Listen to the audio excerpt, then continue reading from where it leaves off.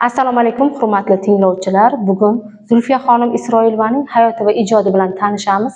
Dastavval uning Sen qaydasan yuragim nomli she'ri bilan darsimizni boshlamoqchiman.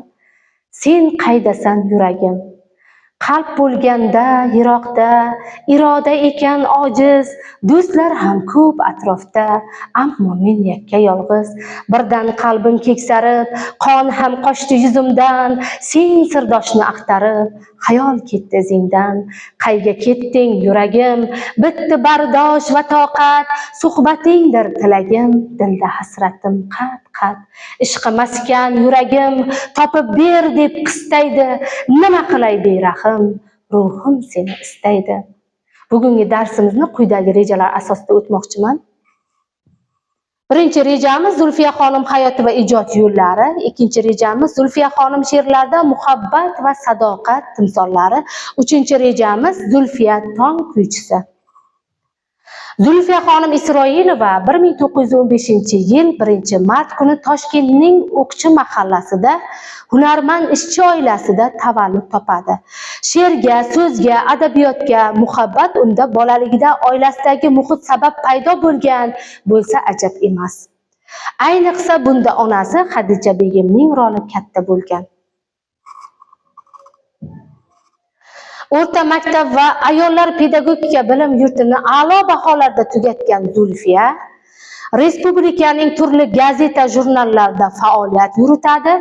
Ilk she'ri Men ish qizi nomi bilan 1931-yil Ishchi gazetasida chop etiladi.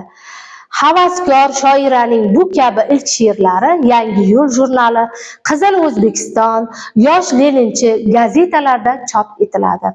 1932-yil 17 yoshida ilk she'riy to'plami Hayot varaqlari nomi bilan chop etiladi. Ular asosan yoshlik, muhabbat, inson qalbi haqida edi.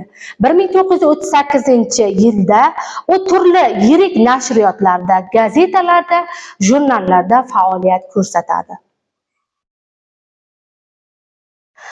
Ayollar bilim yurtini tamomlagach, 1935-yilda Zulfiya O'zbekiston Fanlar qo'mitasi qoshidagi Til va adabiyot instituti aspiranturasiga o'qishga kiradi. Ayni shu paytda institutda Hamid Olimjon ham faoliyat yuritadi. Keyinchalik o'qituvchi Hamid Olimjon va talaba Zulfiya o'rtasidagi iliq munosabatlar muhabbatga aylanib, 1935-yilning 23-iyulida ikkisi oila quradi. Zulfiyaxon she'rlarida o'zbek ayolining sadoqatini, mustahkam irodasini, ezgu qalbini yoritadi.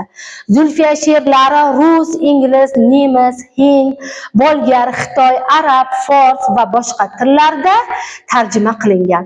81 yoshida vafot etgan dunyoga mashhur shoira o'z asarlari bilan o'zbek adabiyotida chuqur iz qoldirgan desak mubolag'a bo'lmaydi. Atoqli shoiraning madaniyat rivojiga qo'shgan ulkan hissasi uchun O'zbekiston hukumati 1999-yilda Zulfiya nomidagi davlat mukofotini ta'sis etadi. Xulosa qilib aytadigan bo'lsak, Zulfiya xonim o'zbek she'riyatiga o'ziga xos o'ringa ega shoira bo'lgan. Zulfiya xonim hayoti va ijodi barcha xotin-qizlar uchun o'rnak desak mubolag'a bo'lmaydi. Shoira Zulfiya o'zbekning Zulfiyasi bo'lib qalblarda mangu yashaydi. E'tiboringiz uchun rahmat.